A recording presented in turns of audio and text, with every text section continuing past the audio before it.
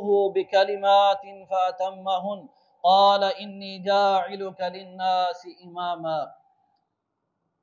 تمام قسم کی حمد و ثنا تعریف اللہ مالک الملک خالق کائنات مالک ارض و سما کے لیے، درود و سلام آقا دو جہان حضرت محمد عربی صلی اللہ علیہ وسلم کے لیے۔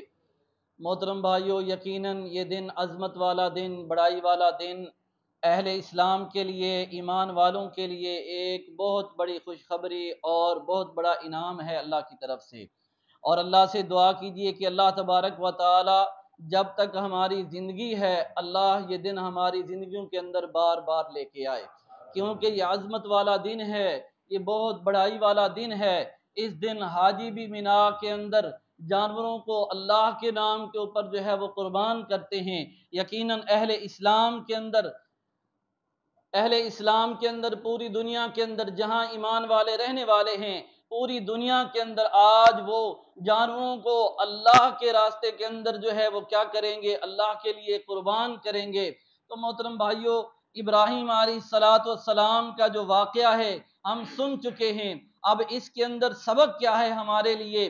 ابراہیم علیہ السلام کے حوالے سے اللہ تبارک و تعالیٰ فرماتے ہیں کہ پہلے ہم نے امتحان لیا، آزمائش ہوتی ہے، امتحان ہوتا ہے، امتحان کے بعد کامیابی ہوتی ہے، آزمائش کے بعد کامیابی ہوتی ہے۔ ہم کہتے ہیں ہمارے اوپر کوئی پریشانی نہ آئے، کوئی آزمائش نہ آئے، ہم ہر وقت خوشحال رہیں، ایسا نہیں ہو سکتا، کیونکہ ایمان والوں کی آزمائش جو ہے وہ ضروری ہے۔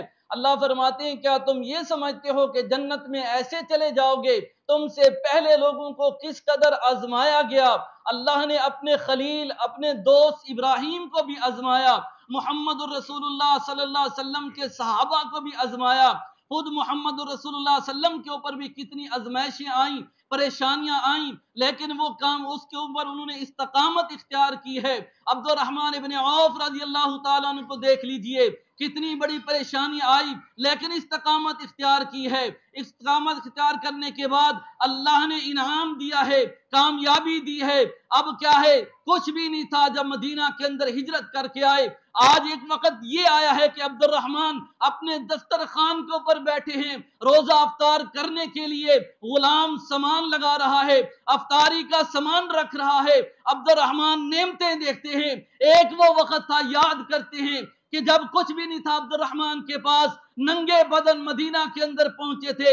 آج اللہ نے اتنی نعمتوں سے نواز دیا ہے، عبد الرحمن کی آنکھوں سے آنسو آ رہے ہیں۔ غلام پوچھتے ہیں آقا مجھ سے کوئی غلطی ہو گئی ہے، بتائیں کس وجہ سے آپ رو رہے ہیں؟ کہتے ہیں کہ میں آپ کی وجہ سے نہیں رو رہا، میں تو اس وجہ سے رو رہا ہوں کہ ایک وہ وقت تھا کہ عبد الرحمن کے جسم کے اوپر لباس نہیں تھا، آج اللہ نے اتنی نعمتیں دے دی ہیں کہ میں گن نہیں سکتا۔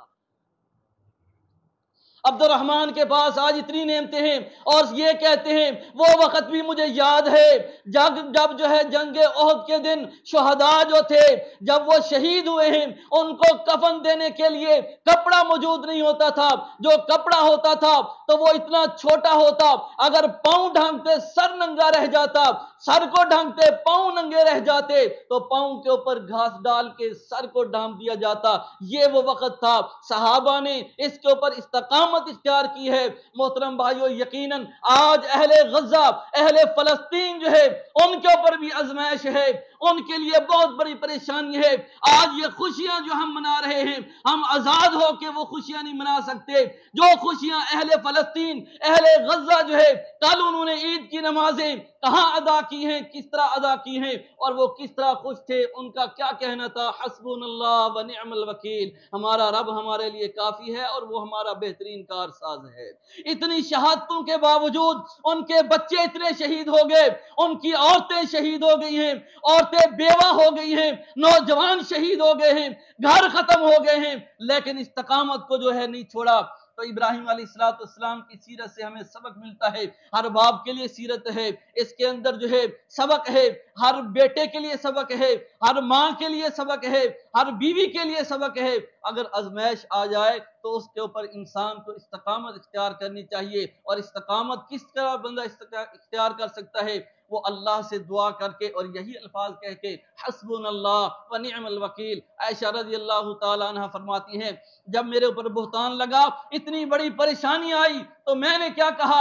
واللہ المستعان، میرا رب میرے لیے کیا ہے؟ مددگار ہے، وہی میرا بہترین مدد کرنے والا ہے۔ حسبنا اللہ، میرے لیے کون کافی ہے؟ میرا رب کافی ہے۔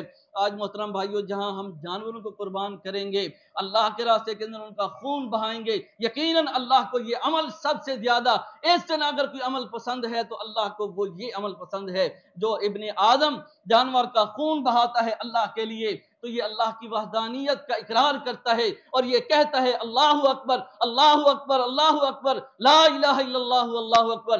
جانور کی گردن کے اوپر چھری چلاتا ہے تب بھی کہتا ہے بسم اللہ اللہ اکبر بسم اللہ واللہ اکبر۔ یہ کہتا ہے اللہ تم بڑا ہے، اللہ تیرے نام پہ، اللہ میں بھی تیرے نام پہ۔ محمد رسول اللہ صلی اللہ علیہ وسلم سے اللہ نے اعلان کروایا، اے محمد صلی اللہ علیہ وسلم آپ کہہ دیجئے ان صلاتی و نسکی و محیای و مماتی للہ رب العالمین۔ اے محمد صلی اللہ علیہ وسلم آپ کہہ دیجئے میری نماز اور میری قربانی، میرا جینا، میرا مرنا، سب کچھ کس کے لیے ہے؟ اللہ کے لیے ہے۔ آج ہم بھی اپنا یہی عقیدہ بنا لیں کہ ہمارا بھی سب کچھ کس کے لیے ہے؟ اللہ کے لیے ہے۔ ہماری جانیں اللہ کے لیے، ہمارے مال اللہ کے لیے، دیے ہوئے بھی اس کے ہیں۔ اس کے اندر ہمارا کیا کمال ہے؟ ہمارا کمال تو کچھ بھی نہیں ہے، ہم تو اس کا شکر بھی ادا نہیں کر سکتے جتنا اس نے دیا ہے تو اس کا دیا بھی اسی نے ہے۔ اگر اس کے راستے کے اندر دے دیں گے تو ہمارا اس میں کوئی کمال نہیں ہے، اگر دیں گے تو وہ پھر بھی ہمیں قیامت کے دن اس کا بدلہ عطا کرے گا، اس کے بدلے میں ہمیں کیا عطا کرے گا؟ جنت عطا کرے گا۔ اللہ سے دعا ہے اللہ مجھے اور آپ بھائیوں کو آزمائشوں سے بچائے۔ ہم اس قابل نہیں ہیں، ہمارے ایمان کمزور ہیں، اگر کوئی آزمائش آ جائے اللہ ہمیں اس کے اوپر استقامت اختیار کرنے کی توفیق عطا فرمائے۔ وآخر دعوانا ان الحمد للہ رب العالمین۔